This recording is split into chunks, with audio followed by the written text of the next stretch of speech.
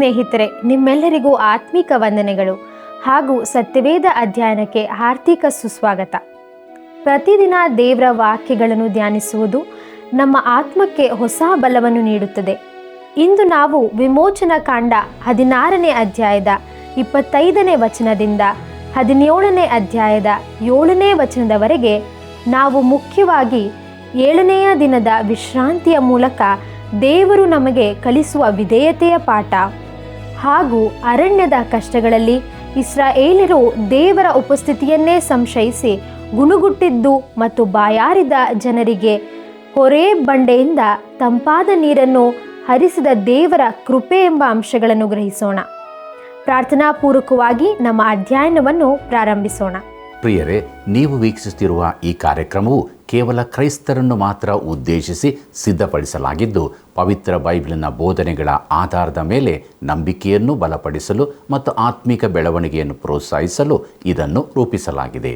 ಬೇರೆ ಯಾವುದೇ ಧರ್ಮ, ವಿಶ್ವಾಸ ಅಥವಾ ನಂಬಿಕೆಯನ್ನು ಟೀಕಿಸುವುದು, ವಿರೋಧಿಸುವುದು ಅಥವಾ ಕೀಳುಗಳೆಯುವುದು ನಮ್ಮ ಉದ್ದೇಶವಲ್ಲ.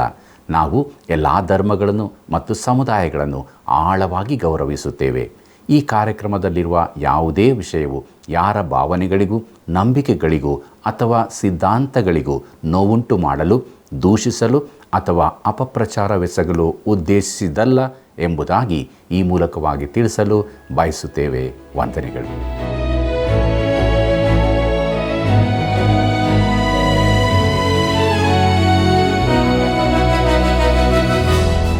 ಯೆಹೋವನನ್ನು ನಿರೀಕ್ಷಿಸುವರೋ ಹೊಸ ಬಲವನ್ನು ಹೊಂದುವರು. ಹದ್ದುಗಳಂತೆ ರೆಕ್ಕೆಗಳನ್ನು ಚಾಚಿಕೊಂಡು ಏರುವರು. ಓಡಿ ದಣಿಯರು, ನಡೆದು ಬಳಲರು. ಯೆಶಾಯನ ಪ್ರವಾದನೆ ಗ್ರಂಥ 40ನೇ ಅಧ್ಯಾಯ 31ನೇ ವಚನ. ಆತ್ಮೀಯ ವೀಕ್ಷಕರೇ, ನಿಮ್ಮೆಲ್ಲರಿಗೂ ತುಂಬು ಹೃದಯದ ಪ್ರೀತಿಯ ವಂದನೆಗಳು.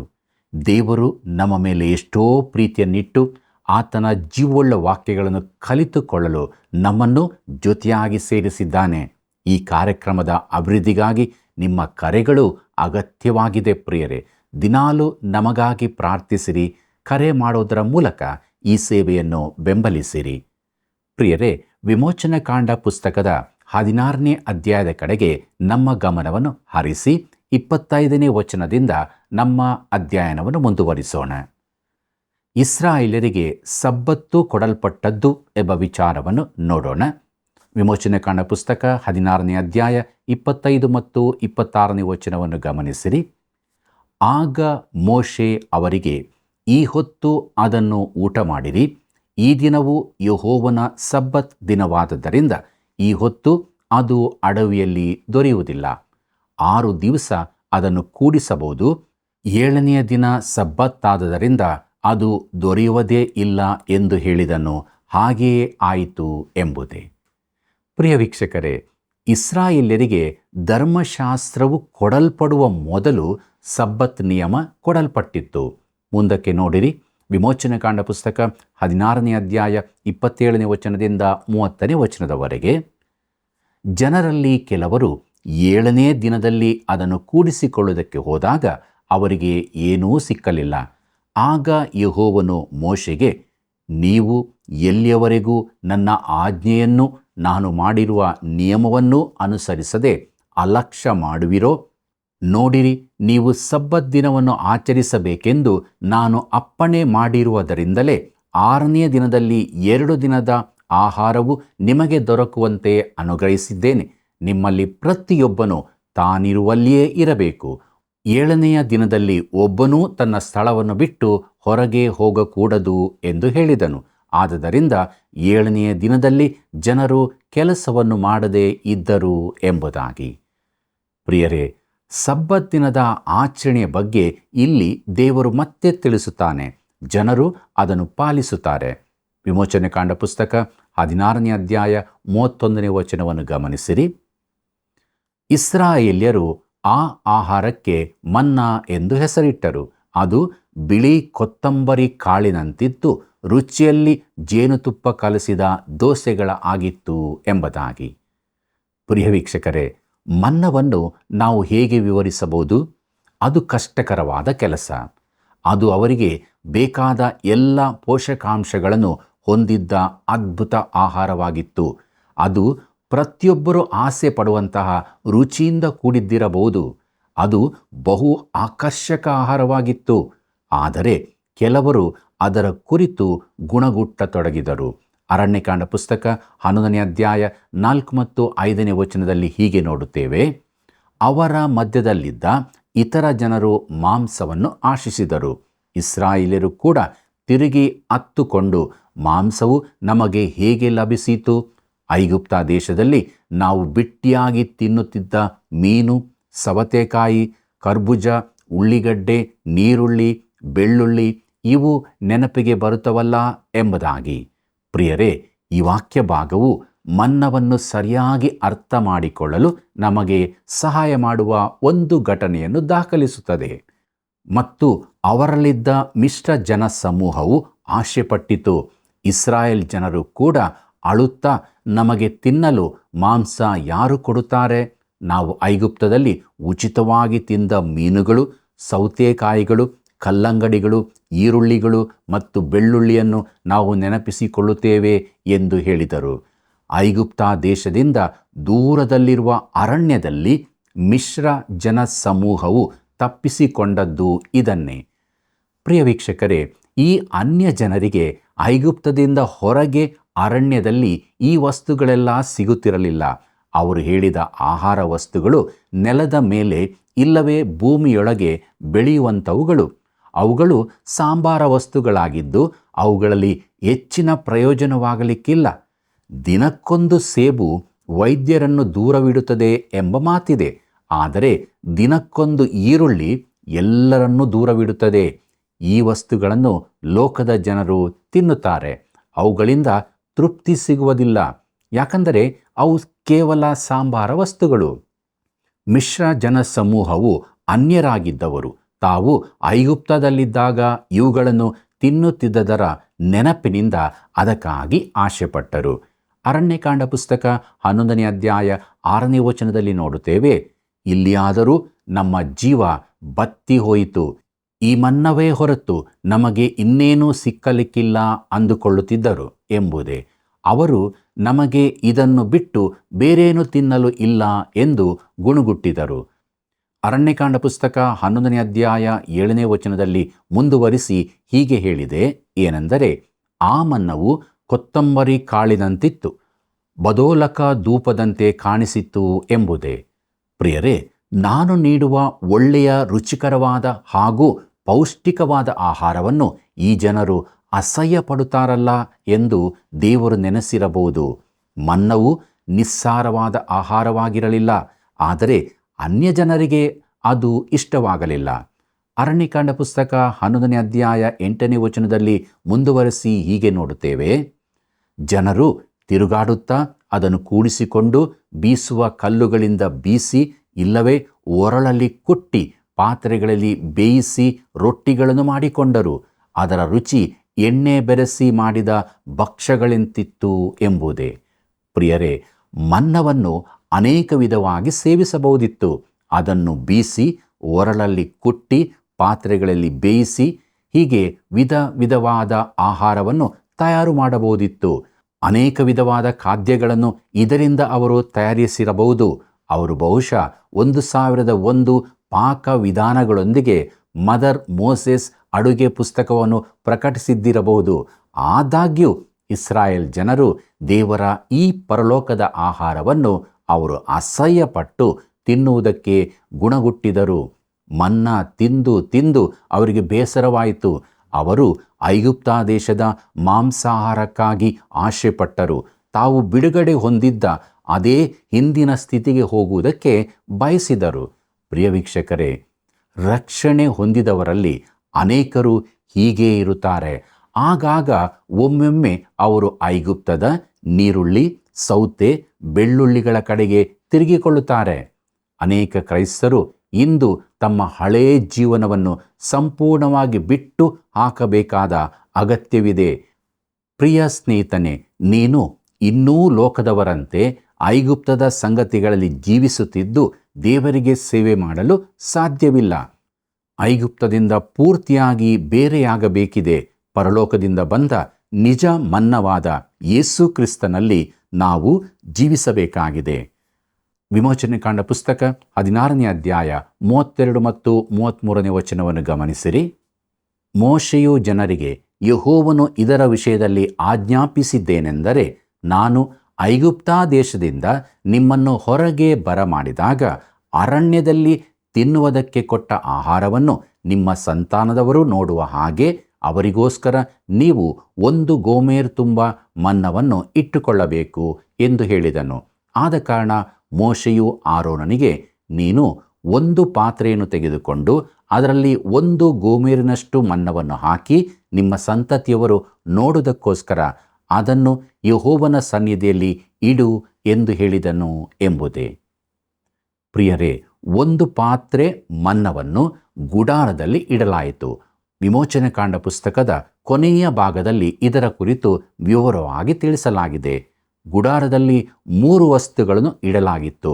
ಮೊದಲನೆಯದು ಚಿಗುರಿದ ಆರೋನನ ಕೋಲು, 2ನೇದು ಮನ್ನಾ ತುಂಬಿದ ಪಾತ್ರೆ ಹಾಗೂ 3ನೇದು ದಶಾಜ್ಞೆಗಳ ಹಲಿಗೆಗಳು.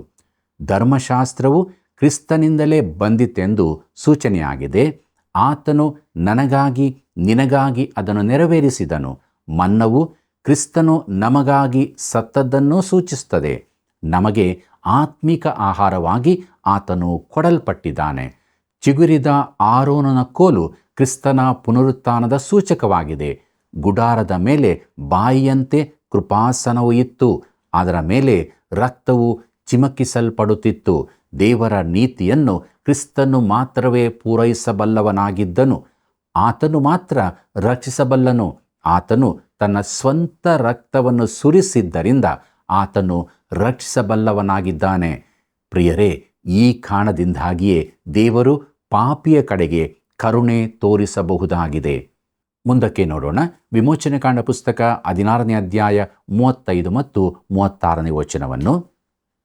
ಇಸ್ರಾಯೇಲ್ಯರು ಜನವಾಸವಾಗಿರುವ ಪ್ರದೇಶಕ್ಕೆ ಬರುವ ತನಕ, ಅಂದರೆ ಕಾನಾನ್ ದೇಶದ ಮೇರೆಯನ್ನು ಸೇರುವ ತನಕ 40 ವರ್ಷ ಮನ್ನವನ್ನೇ ಊಟ ಮಾಡುತ್ತಿದ್ದರು. ಗೋಮೇರ್ ಎಂಬುದು ಏಫಾದಲ್ಲಿ 10ನೆಯ 1 ಪಾಲು ಹಿಡಿಯುವುದು ಎಂಬುದೇ. ಇಸ್ರಾಯೇಲ್ಯರು 40 ವರ್ಷಗಳವರೆಗೆ ಮನ್ನವನ್ನೇ ತಿಂದರು. ದಿನಂಪ್ರತಿ ಅವರು ಎಷ್ಟು ಕೂಡಿಸಬೇಕಾಗಿತ್ತೆಂದು ಬರೆದಿದೆ.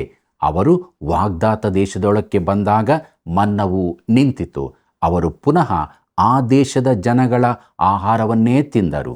ಪುನಃ ಆ ಧಾನ್ಯಗಳ ಕುರಿತಾಗಿಯೂ ಗುಣಗುಟ್ಟತೊಡಗಿದರು. ಈಗ ಅವರಿಗೆ ಹಿಂದಿನ ಮನ್ನವೇ ರುಚಿಯೆಂದು ಕಂಡಿತು.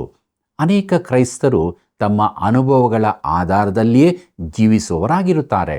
ಅವರು ಸಾಕ್ಷಿ ನುಡಿಯುವಾಗಲೂ ತಮ್ಮ ಅನುಭವಗಳ ಆಧಾರದಲ್ಲಿಯೇ ಮಾತನಾಡುತ್ತಾರೆ. ಪ್ರಿಯರೇ, ಸತ್ಯವೇದ ಅಧ್ಯಯನ ಅವರಿಗೆ ಇಷ್ಟವಿಲ್ಲ. ಅದು ಹಳೇ ಧಾನ್ಯದಂತಿರುತ್ತದೆ. ನಾವು ದೇವರ ವಾಕ್ಯವೆಂಬ ಆಹಾರದಲ್ಲಿ ಬೆಳೆಯಬೇಕೆಂದು ಕರ್ತನು ಅಪೇಕ್ಷಿಸುತ್ತಾನೆ.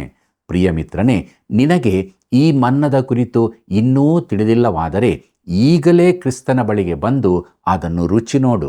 ಕೀರ್ತನೆ 34:8 ಯೆಹೋವನು ಸರ್ವೋತ್ತಮನೆಂದು ಅನುಭವದಿಂದ ತಿಳಿದುಕೊಳ್ಳಿರಿ ಎಂಬುದಾಗಿ ನೋಡುತ್ತೇವೆ. ಯೋಹಾನ ಬರೆದ ಸುವಾರ್ತೆ 6ನೇ ಅಧ್ಯಾಯ 51ನೇ ವಚನದಲ್ಲಿ ಯೇಸು ಹೀಗೆ ಹೇಳಿದ್ದಾನೆ, ಪರಲೋಕದಿಂದ ಇಳಿದು ಬರುವ ಜೀವವುಳ್ಳ ರೊಟ್ಟಿಯು ನಾನೇ. ಈ ರೊಟ್ಟಿಯನ್ನು ಯಾವನಾದರೂ ತಿಂದರೆ ಅವನು ಸದಾಕಾಲ ಬದುಕುವನು. ಮತ್ತು ನಾನು ಕೊಡುವ ರೊಟ್ಟಿ ನನ್ನ ಮಾಂಸವೇ. ಅದನ್ನು ಲೋಕದ ಜೀವಕ್ಕೋಸ್ಕರ ಕೊಡುವೆನು ಎಂದು ಹೇಳಿದನು ಎಂಬುದೇ. ಪ್ರಿಯರೇ, ಮುಂದಕ್ಕೆ ನಾವು ವಿಮೋಚನೆ ಕಾಂಡ ಪುಸ್ತಕದ 17ನೇ ಅಧ್ಯಾಯದ ಕಡೆಗೆ ನಮ್ಮ ಗಮನವನ್ನು ಹಾರಿಸೋಣ. ಇದರ ಮುಖ್ಯ ಪ್ರಸ್ತಾಪ ಹೊಡೆಯಲ್ಪಟ್ಟ ಬಂಡೆಯಿಂದ ನೀರು, ಅಮಲೇಕ್ಯರೊಂದಿಗೆ ಜಗಳ ಎಂಬುದಾಗಿದೆ. ಇಸ್ರಾಯೇಲ್ಯರು ಐಗುಪ್ತವನ್ನು ಬಿಟ್ಟು ಅರಣ್ಯ ಮಾರ್ಗದಲ್ಲಿ ಸಾಗುತ್ತಿದ್ದಾರೆ. ಈಗ ಅವರು ಸೀನಾಯಿ ಬೆಟ್ಟದ ಕಡೆಗೆ ಸಾಗುತ್ತಿದ್ದಾರೆ. ದಾರಿಯಲ್ಲಿ ಅವರಿಗೆ 7 ಅನುಭವಗಳಾಗುತ್ತವೆ. ಇವೆಲ್ಲವೂ ಕ್ರೈಸ್ತ ಜೀವಿತದ ಚಿತ್ರಣಗಳಾಗಿವೆ. ಕೊರಿಂಥದವರಿಗೆ ಬರೆದ ಮೊದಲನೇ ಪತ್ರಿಕೆ 10ನೇ ಅಧ್ಯಾಯ 11ನೇ ವಚನದಲ್ಲಿ ನೋಡುತ್ತೇವೆ, ಅವರಿಗೆ ಸಂಭವಿಸಿದ ಈ ಸಂಗತಿಗಳು ನಿದರ್ಶನ ರೂಪವಾಗಿವೆ ಮತ್ತು ಯುಗಾಂತ್ಯಕ್ಕೆ ಬಂದಿರುವವರಾದ ನಮಗೆ ಬುದ್ಧಿವಾದಗಳಾಗಿ ಬರೆದವೆ ಎಂಬುದೇ.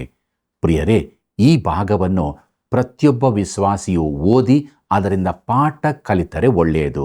ಈ ಪಾಠಗಳು ಚಿತ್ರಣ ರೂಪದಲ್ಲಿದ್ದರೂ ಅವುಗಳ ಅರ್ಥವು ಸ್ಪಷ್ಟವಾಗಿದೆ.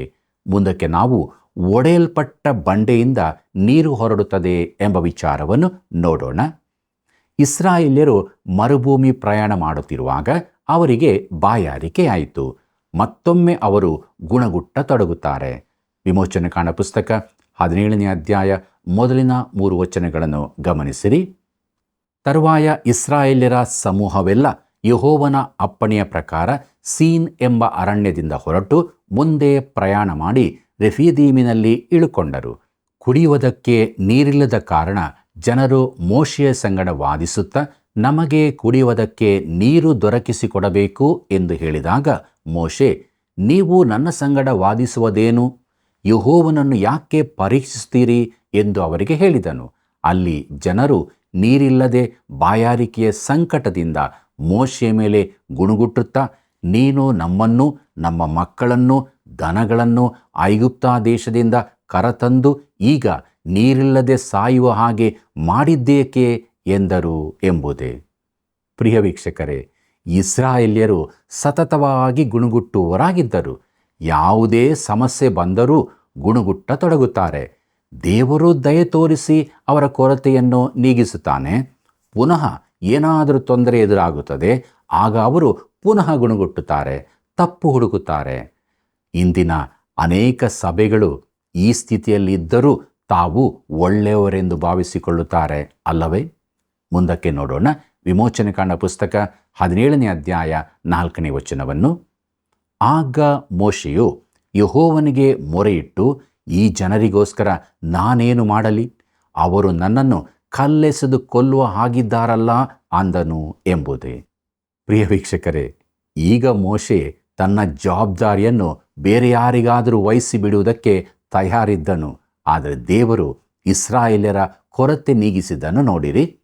ವಿಮೋಚನಕಾಂಡ ಪುಸ್ತಕ 17ನೇ ಅಧ್ಯಾಯ 5ನೇ ವಚನವನ್ನು ನನ್ನೊಂದಿಗೆ ಗಮನಿಸಿ.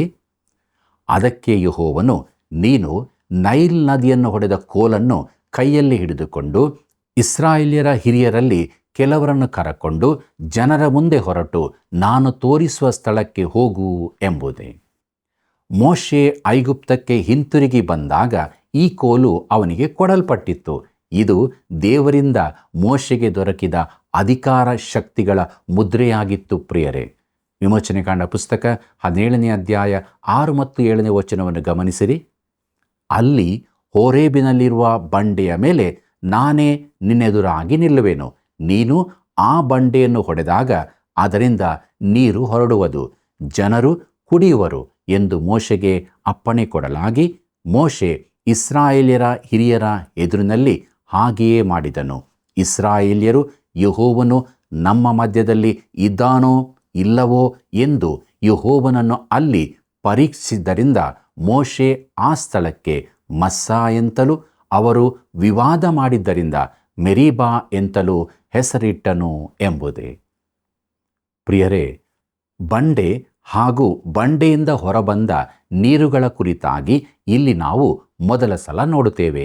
ಬಂಡೆಯು ಏನನ್ನು ಸೂಚಿಸುತ್ತದೆ? ಈ ಕುರಿತು ನಾವು ಯಾವ ಊಹೆಯನ್ನೂ ಮಾಡುವ ಅವಶ್ಯವಿಲ್ಲ.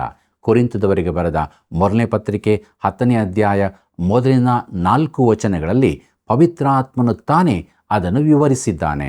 ಏನೆಂದರೆ, ಸಹೋದರರೇ, ಮುಂದಿನ ಸಂಗತಿಯಲ್ಲಿ ನೀವು ಲಕ್ಷ್ಯವಿಡಬೇಕೆಂದು ನಾನು ಅಪೇಕ್ಷಿಸುತ್ತೇನೆ. ಅದೇನೆಂದರೆ, ನಮ್ಮ ಪಿತೃಗಳೆಲ್ಲರೂ ಮೇಘದ ನೆರಳಿನಲ್ಲಿದ್ದರು. ಅವರೆಲ್ಲರೂ ಸಮುದ್ರವನ್ನು ದಾಟಿ ಹೋದರು. ಅವರೆಲ್ಲರೂ ಮೋಶೆಯ ಶಿಷ್ಯರಾಗುವುದಕ್ಕಾಗಿ ಮೇಘದಲ್ಲಿಯೂ ಸಮುದ್ರದಲ್ಲಿಯೂ ದೀಕ್ಷಾಸ್ಥಾನವನ್ನು ಹೊಂದಿದರು. ಅವರೆಲ್ಲರೂ ದೈವಿಕವಾದ ಒಂದೇ ಆಹಾರವನ್ನು ತಿಂದರು. ಅವರೆಲ್ಲರೂ ದೈವಿಕವಾದ ಒಂದೇ ನೀರನ್ನು ಕುಡಿದರು. ಹೇಗೆಂದರೆ, ಅವರ ಹಿಂದೆ ಹೋಗುತ್ತಿದ್ದ ದೈವಿಕವಾದ ಬಂಡೆಯೊಳಗಿಂದ ಬಂದ ನೀರನ್ನು ಕುಡಿಯುತ್ತಿದ್ದರು. ಆ ಬಂಡೆ ಕ್ರಿಸ್ತನೇ ಎಂಬುದಾಗಿ. ಪ್ರಿಯರೇ, ಇಸ್ರಾಯೇಲರು ತಿಂದ ರೊಟ್ಟಿಯು ಮನ್ನವಾಗಿತ್ತು. ಅದು ಕ್ರಿಸ್ತನ ಸೂಚಕವಾಗಿತ್ತು. ಆತನೇ ಜೀವದ ರೊಟ್ಟಿ. ಕ್ರಿಸ್ತನು ಜೀವದ ನೀರು ಕೂಡ ಆಗಿದ್ದಾನೆ. ಬಂಡೆಯು ಆತನ ರೂಪಕವಾಗಿತ್ತು. ಇಸ್ರಾಯೇಲರಿಗೆ ದೇವರ ಮುಖವು ಮರೆಯಾಗಿತ್ತು. ಅವರು ಜೇಡರ ಬಲೆ ಹಾಗೂ ಹುಲ್ಲಿನ ಕಡ್ಡಿಗಳ ಎಡೆಯಿಂದ ನೋಡುವವರಂತಿದ್ದರು. ಇಲ್ಲಿ ಅವರು ದೇವರನ್ನು ಸಂದೇಹಿಸಿದರು. ಸಂಶಯದ ಚಿಕ್ಕ ಮೋಡದ ಮರೆಯಲ್ಲಿ ದೇವರ ಮುಖವು ಅವರಿಗೆ ಮರೆಯಾಗಿತ್ತು. ಬಂಡೆಯು ಕ್ರಿಸ್ತನ ಅತಿ ಸುಂದರ ಚಿತ್ರಣವಾಗಿದೆ. ಕೀರ್ತನೆ 61 ವಚನದಲ್ಲಿ ಹೀಗಿದೆ: ನಾನು ಎದೆಗೊಂದಿದವನಾಗಿ ಭೂಮಿಯ ಕಡೇ ಭಾಗದಿಂದ ನಿನಗೆ ಮೊರೆಯಿಡುತ್ತೇನೆ.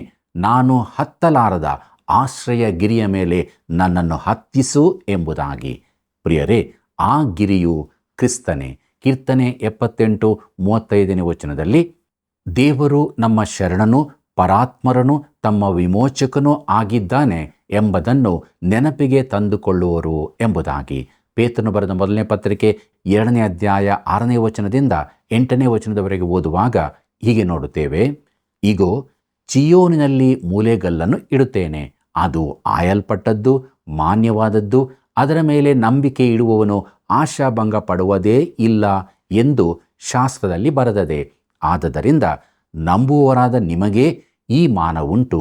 ನಂಬದೇ ಇರುವವರಿಗೋ ಮನೆ ಕಟ್ಟುವವರು ಬೇಡವೆಂದು ಬಿಟ್ಟ ಕಲ್ಲೇ ಮುಖ್ಯವಾದ ಮೂಲೆಗಲ್ಲಾಯಿತು ಎಂತಲೂ, ಅದು ಎಡವುವ ಕಲ್ಲು, ಮುಗ್ಗರಿಸುವ ಬಂಡೆ ಎಂತಲೂ ಬರೆದಿರುವ ಮಾತು ಸರಿಬೀಳುತ್ತದೆ. ಅವರು ದೇವರ ವಾಕ್ಯವನ್ನು ನಂಬಲೊಲ್ಲದೆ ಇರುವುದರಿಂದ ಆ ಕಲ್ಲನ್ನು ಎಡವಿ ಬೀಳುತ್ತಾರೆ. ಅದಕ್ಕಾಗಿಯೇ ಅವರು ನೇಮಕವಾದರು ಎಂಬುದಾಗಿ. ಕೊನೆಯಲ್ಲಿ ಅಪೊಸ್ತಲನಾದ ಪೌಲನು ಕೊರಿಂಥದವರಿಗೆ ಬರೆದ ಮೊದಲನೇ ಪತ್ರಿಕೆ 3 ವಚನದಲ್ಲಿ ಈ ಮಾತು ಹೇಳುತ್ತಾನೆ: ಹಾಕಿರುವ ಅಸ್ತಿವಾರವು ಯೇಸು ಕ್ರಿಸ್ತನೇ. ಆ ಅಸ್ತಿವಾರವನ್ನಲ್ಲದೆ ಮತ್ತೊಂದು ಅಸ್ತಿವಾರವನ್ನು ಯಾರೂ ಹಾಕಲಾರರಷ್ಟೇ ಎಂಬುದಾಗಿ. ಪ್ರಿಯರೇ, ಯೇಸು ಕ್ರಿಸ್ತನು ಬಂಡೆಯಾಗಿದ್ದಾನೆ. ಆದರೆ ಆತನ ಅದ್ಭುತ ಜೀವಿತವು ನಿನ್ನನ್ನು ರಕ್ಷಿಸಲಾರದು. ಆತನ ಬೋಧನೆಗಳು ನಿನ್ನ ಆತ್ಮವನ್ನು ಬಿಡುಗಡೆ ಮಾಡಲಾರವು. ಆತನ ಜೀವಿತ ಬೋಧನೆಗಳು ಚೆನ್ನಾಗಿ ಹದ ಮಾಡಿದ ಅಮೃತ ಶಿಲೆಯಂತೆ. ಆದರೂ ಅದು ನಿನ್ನನ್ನು ರಕ್ಷಿಸಲಾರದು. ಕ್ರಿಸ್ತನು ಕಲಿಸಿದ ಬೋಧನೆಗಳನ್ನು ಅನುಸರಿಸುವುದರಿಂದ ನಿನ್ನ ಜೀವಿತ ಸ್ವಲ್ಪ ಸುಧಾರಣೆಯಾಗಬಹುದು. ಆದರೆ ಆತನು ಇನ್ನೂ ಬಂಡೆಯೇ. ಪ್ರಿಯಮಿತ್ರನೇ, ನೀನು ಕ್ರಿಸ್ತ ಯೇಸುವೆಂಬ ಬಂಡೆಯ ಮೇಲೆ ರಕ್ಷಣೆಗಾಗಿ ಬೀಳಬಹುದು. ಆದರೆ ಈ ಬಂಡೆಯಿಂದ ನೀರನ್ನು ಯಾವ ಮನುಷ್ಯನ ಪ್ರಯತ್ನದಿಂದಲೂ ಪಡೆಯಲು ಸಾಧ್ಯವಿಲ್ಲ. ಆ ಬಂಡೆಯನ್ನು ಹೊಡೆದಾಗ ಮಾತ್ರ ಜೀವಕರವಾದ ನೀರು ಅದರೊಳಗಿಂದ ಹೊರಟು ಬಂತು. ಯೇಸು ಕ್ರೂಜಿಸಲ್ಪಟ್ಟನು. ಆತನು ನಿನ್ನ ಪಾಪಗಳನ್ನು ಆ ಕ್ರೂಜೆಯ ಮೇಲೆ ಹೊತ್ತುಕೊಂಡು ನಿನ್ನ ಬದಲಾಗಿ ಅಲ್ಲಿ ಸತ್ತನೆಂಬುದನ್ನು ನಂಬಿದರೆ ಮಾತ್ರ ನಿನಗೆ ರಕ್ಷಣೆಯಾಗುತ್ತದೆ. ಹೊಡೆಯಲ್ಪಟ್ಟ ಬಂಡೆಯು ಕ್ರಿಸ್ತನ ಮರಣಕ್ಕೆ ಸೂಚಕವಾಗಿದೆ.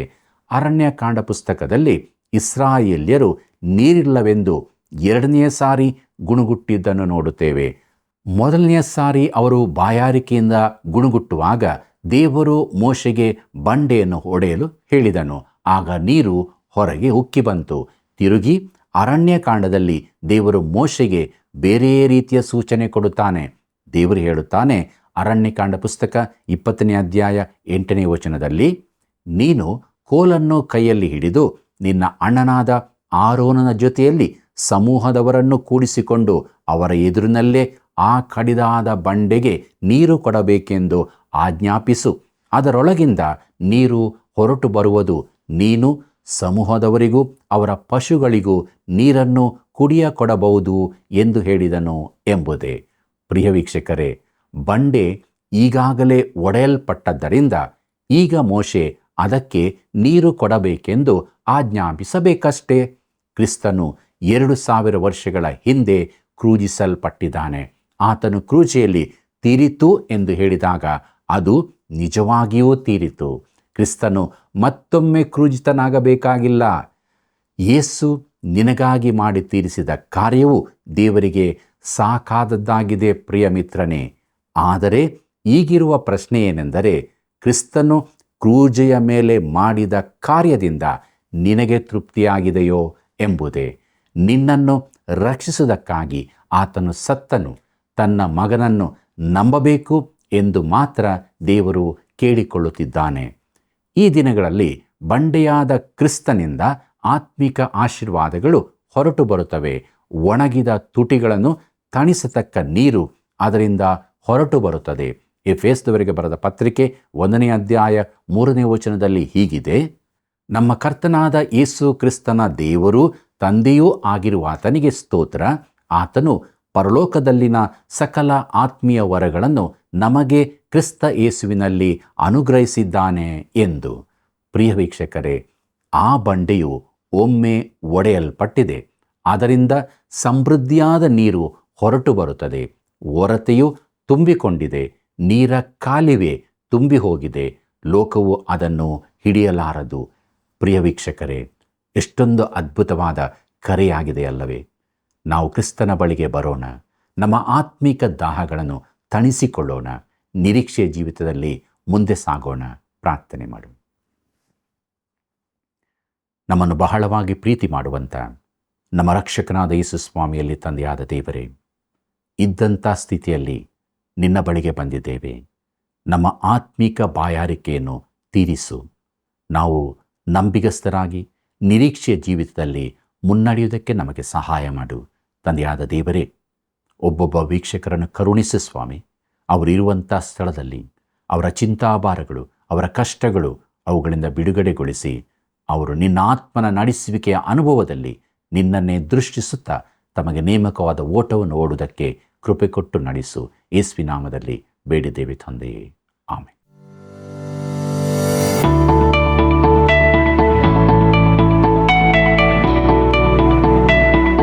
ಇಂದಿನ ಅಧ್ಯಯನಕ್ಕೆ ಒಂದು ಪ್ರಶ್ನೆ. ರೆಫೀದೀಮಿನಲ್ಲಿ ಮೋಶೆ ಯಾವುದರಿಂದ ನೀರನ್ನು ಹೊರತಂದನು? ರೆಫೀದೀಮಿನಲ್ಲಿ ಮೋಶೆ ಯಾವುದರಿಂದ ನೀರನ್ನು ಹೊರತಂದನು? ಉತ್ತರ: ಮರದಿಂದ, ಬಾವಿನಿಂದ, ಬಂಡೆಯಿಂದ. ಸರಿಯಾದ ಉತ್ತರವನ್ನು ಆಯ್ಕೆ ಮಾಡಿ ಈಗ ಹೇಳುವ ವಾಟ್ಸಪ್ ಸಂಖ್ಯೆಗೆ ಕಳುಹಿಸಿರಿ. 7618737772.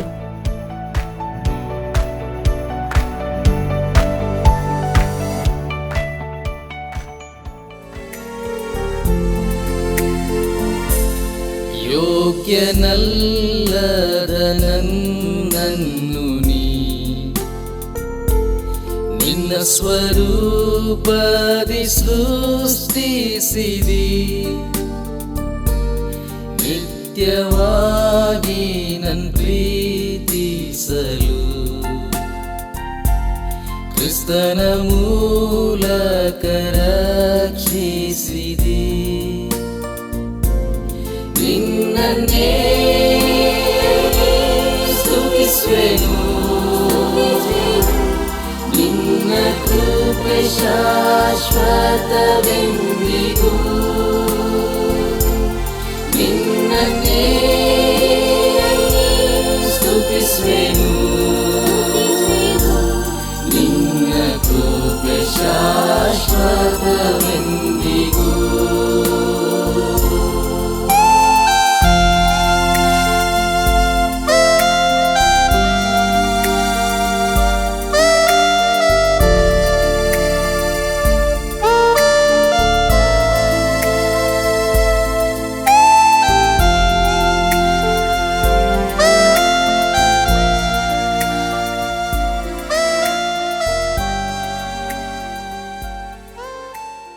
ಪ್ರಿಯ ಸ್ನೇಹಿತರೆ, ಇಂದಿನ ಸಜೀವ ವಾಕ್ಯಗಳ ಧ್ಯಾನದ ಮೂಲಕ ನಾವು ಅದ್ಭುತವಾದ ಆತ್ಮಿಕ ಸತ್ಯತೆಗಳನ್ನು ಕಲಿತುಕೊಂಡಿದ್ದೇವೆ. ವಿಧೇಯತೆ, ದೇವರು ನೀಡುವ ಆಜ್ಞೆಗಳನ್ನು ಶ್ರದ್ಧೆಯಿಂದ ಪಾಲಿಸುವುದೇ ನಮಗೆ ಆಶೀರ್ವಾದ. ನಂಬಿಕೆ, ಪರಿಸ್ಥಿತಿಗಳು ಎಷ್ಟೇ ಕಠಿಣವಾಗಿದ್ದರೂ ದೇವರ ಪ್ರೀತಿಯನ್ನು ಎಂದಿಗೂ ಅನುಮಾನಿಸಬಾರದು. ಆತ್ಮಿಕ ಬಂಡೆ, ಅರಣ್ಯದಲ್ಲಿ ಅಂದು ಜೀವಜಲ ನೀಡಿದ ಬಂಡೆಯು ಕ್ರಿಸ್ತನೇ ಆಗಿದ್ದಾನೆ. ಆತನೇ ನಮ್ಮ ಆತ್ಮದ ದಾಹವನ್ನು ತಣಿಸುವವನಾಗಿದ್ದಾನೆ. ಪ್ರಿಯರೇ, ಇಂದಿನ ಅಧ್ಯಯನದಿಂದ ನೀವು ಹೊಂದಿದ ಆಶೀರ್ವಾದಗಳನ್ನು ನಮಗೆ ಹಂಚಿಕೊಳ್ಳಿರಿ ಮತ್ತು ಈ ಕಾರ್ಯಕ್ರಮವನ್ನು ಇತರರಿಗೂ ತಲುಪಿಸಿರಿ. ನಾಳಿನ ಹೊಸ ಅಧ್ಯಯನದಲ್ಲಿ ಮತ್ತೆ ಭೇಟಿಯಾಗೋಣ. ವಂದನೆಗಳು. ಈ ಕಾರ್ಯಕ್ರಮ ನಿಮಗೆ ಇಷ್ಟವಾಯಿತೆ? ಈಗಲೇ ಒಂದು ಮಿಸ್ಡ್ ಕಾಲ್ ಕೊಡಿರಿ. ಮುಂದಿನ ವಿಜೇತರು ನೀವಾಗಿರಬಹುದು.